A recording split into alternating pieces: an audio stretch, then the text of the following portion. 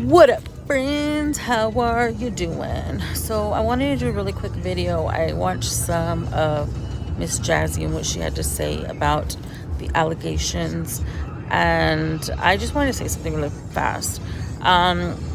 People were giving her solutions on, just not putting her children on social media anymore, and her response was, why do my kids have to be limited? Why are my children being picked on, basically? Not seeing like the bigger picture, forgetting about the fact that she has an ex-pimp, a retired pimp, as a baby daddy, which is their father. Okay, so it would be natural for people, onlookers, to see your child with some suspicious looking thing going on her, and for us to react like that because the way you care for them, before you don't care for them, before the way you lack in empathy for your own children. It's because of your actions, the stuff that you put. And I'm not sure where you were going with your little example on, what's her husband gonna think in the future. You have no concern for your child and what is going on with her. You don't have that bond with your own children. Your children seem to be just content, even the baby, and that's sad because we can all see it. Yes, you've improved, but that's after you've been instructed to, not your own motherly instinct or anything like that. No, like, you just started doing better on camera.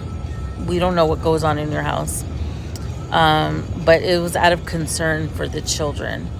It wasn't for bullying or picking or anything like that. Also, your children look underweight, very underweight, and that's concerning. If we don't say anything, then who's going to say anything about them?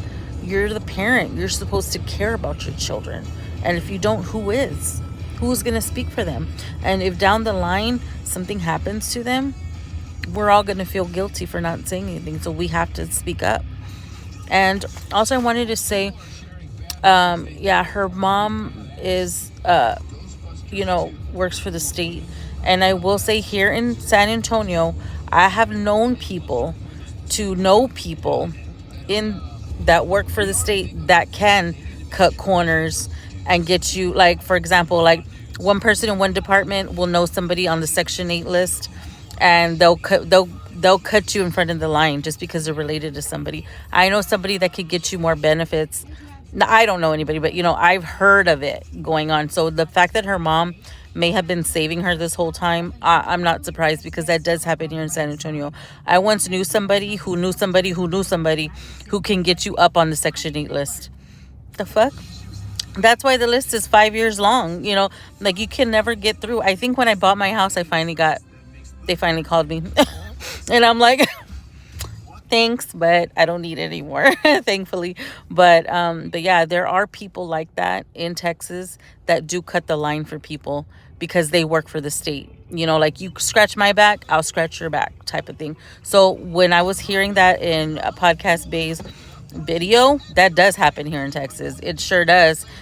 Somebody, you can, or even some of the law here, like, somebody that works for the law, though. What tickets? What DWI? That's how it is, and it's sad. And if that's what her mom has been doing, shame on you, Cheryl. Shame on you, Cheryl Dukes. Like, that's fucked up.